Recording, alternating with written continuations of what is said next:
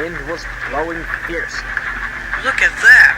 exclaimed the driver. The wind caught the piled hay, tossing it up and over the truck. The line climbed here. "Have a run at it, Percy," his driver advised. Percy gathered speed, but the hay made the rails slippery, and his wheels wouldn't grip. Time after time, he stalled with spinning wheels, and had to wait till the line ahead was cleared before he could start again. Everyone was waiting. Thomas seethed impatiently. 10 minutes late. I warned him the passengers will complain, and the Fat Controller...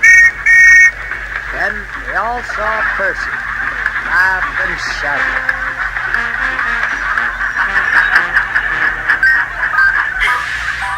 Sorry, I'm late. Look what crawled out of the hay.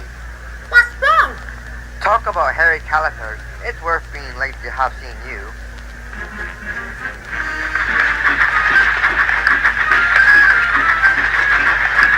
When Percy got home, Ivor showed him what he looked like in the mirror.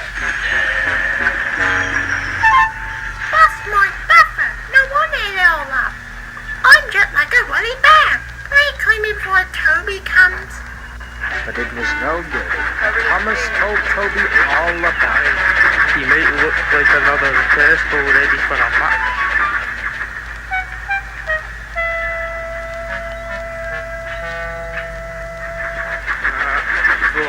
Instead of talking about sensible things like fighting ghosts, Thomas and Toby made jokes about woolly bear caterpillars and other creatures which crawled in the hay. They laughed a lot, but Percy thought they were really being very silly indeed.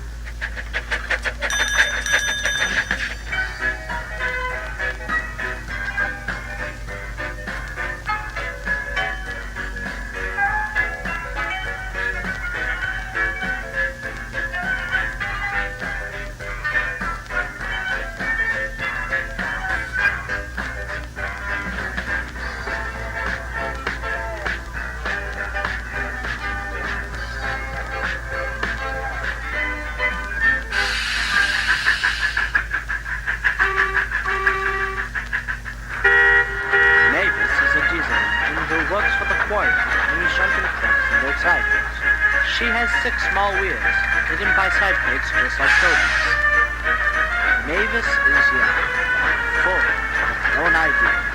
She loves rearranging things too, and began putting Toby's trucks in different places every day. This made Toby cross. Trucks should be where you want them, when you want them, said Mavis, flounced away. At last, Toby lost patience. I can't waste time playing hunt the trucks with you. Take them yourself. Mavis was pleased. Taking trucks made her feel important. Later, she met Daisy the rail car. Toby's an old fuss car, she complained. Daisy liked Toby, but was glad of a diesel to talk to. Steam engines have their uses, but they don't understand. Toby says only steam engines can manage trucks properly. Rubbish. Depend on it, darling. Anything steam engines can do, we dancers can do it better. Daisy knew nothing about trucks. Mavis didn't realize this. Toby's line crosses the main road behind the station, and for a short way follows a farm lane. Frosty weather makes the muddy lane rock hard and very slippery. Toby stops before reaching the lane. His fireman halts the traffic at the crossing, and then sets off again. By using the heavy trucks to push him along, he has no trouble with the frosty rails in the lane and across the road. It is the only safe thing to do in this kind of weather. Toby warned Mavis and told her just what to do. I can manage. Thank you. I'm not an old fusspot like you. The trucks were tired of being pushed around by Mavis. It's slippery. Let's push her around instead. On! They yelled. Mavis took no notice. Instead, she stopped the trucks carefully down the lane and stopped at the level crossing. All traffic halted. We're in the headland for bus part, Toby. chortled Mavis. But Mavis had stopped in the wrong place. Instead of taking Toby's advice, she had given the trucks the chance they wanted. Hold back! Hold back! The trucks just laughed, and her wheels spun helplessly. Workmen sanded the rails and tried to dig away the frozen mud, but it was no good. Everyone was impatient.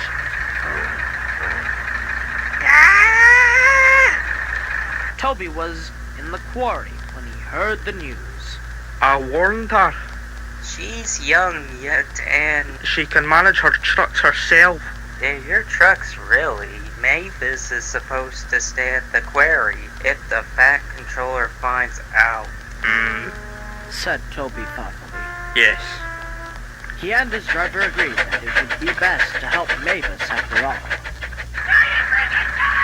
An angry farmer was telling Mavis just what she could do with her train. Having trouble, Mavis? I am surprised. With much puffing and wheels slipped, Toby pushed Mavis and the trucks back.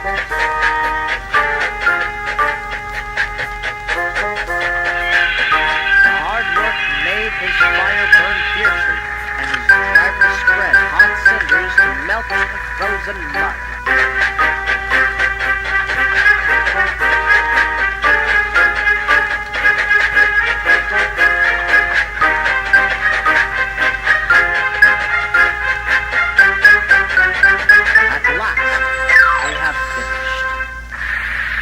Goodbye. You'll manage now, I expect. Mavis didn't answer. She took the trucks to the sheds and scuttled home to the quarry as quickly as she could.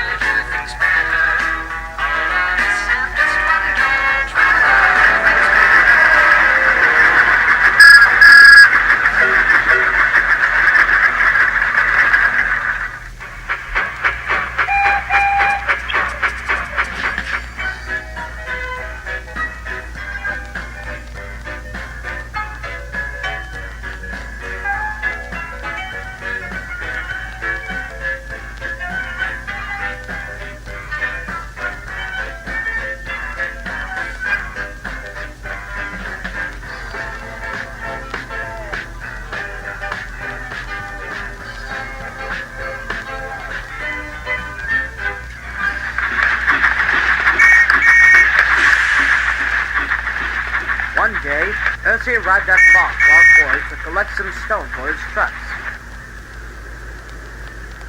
Snow and frost lay everywhere. There was not a sound to be heard. Percy ventured further. found Mavis and New Dieselanton resting in the shelter of some rocks. Cheer up, Mavis. He whispered. Mavis was still remembering the trouble she had with trucks. Manager says I don't listen to his advice. He says I have no business throttling down Toby's line. Toby's a fuss pot. Toby has forgotten more about truck than you'll ever know. You must put the truck where he wants them. Then you'll be a really useful engine. Now you excuse me. I have to take these down to the harbor. Mavis liked Percy, but she still wouldn't listen to his advice. Why should I go on Toby's line? The siding arrangements were awkward. To put the trucks where Toby wanted them, Mavis had to make several journeys. She started making a plan. If we used the tiniest bit of Toby's line, we would save all this bother. Her driver, suspecting nothing, allowed them to go as far as the level crossing. A few days later, the weather changed. As the snow melted, Quarry grew busy again. Trains were so long, Mavis had to go beyond the level crossing with them. Now for her plan.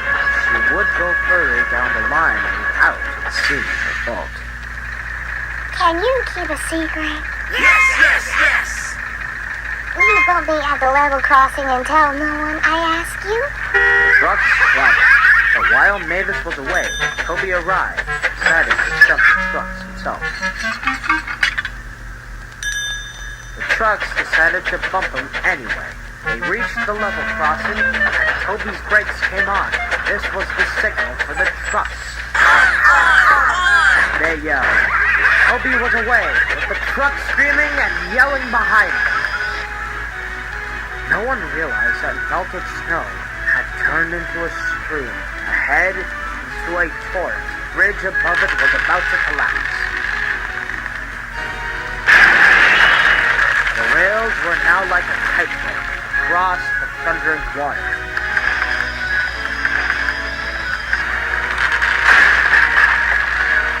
Stop, cried Toby.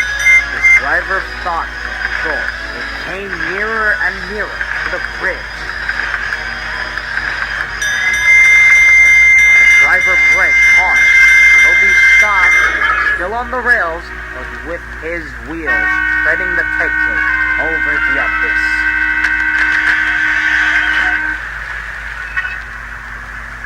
Mavis was horrified, quickly came to the rescue. Workmen anchored Toby with ropes while she pulled the trucks away. Then she helped Toby to safety.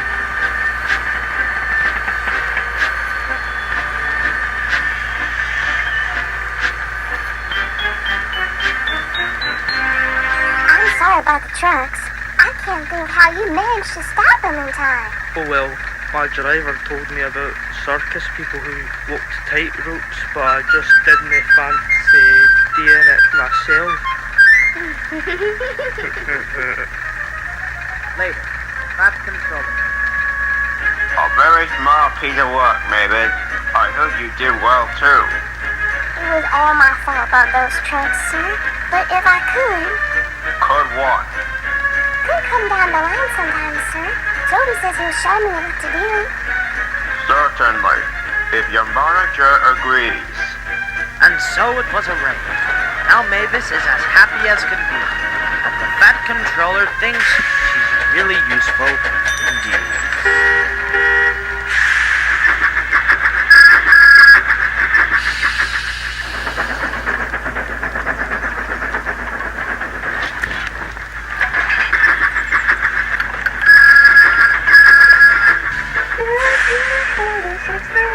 Shopping trucks and holding freight. Down the view, they all really useful crew. Always good for those to play. Lots of the sheds are far away. Down the hills around the bend. Thomas and his friends. Thomas. He's a cheeky one. James beats me with lots of fun. Percy. Pulls the mail on time. Thunders down the line. Emily really knows herself. Henry cheats and hugs and bobs. Edward wants to help and share.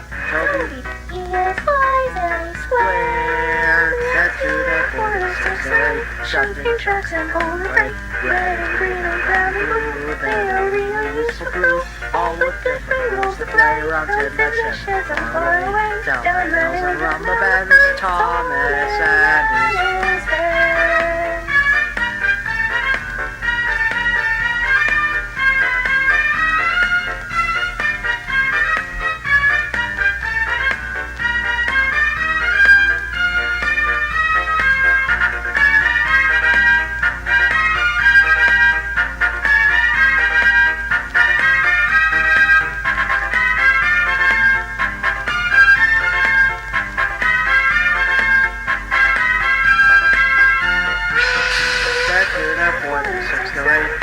Shunting trucks and all the plate. Red and green and brown and blue, they're really useful crew. All with different roles to play around in the sheds and far away. Down the hills and round the bends, Thomas and his friends.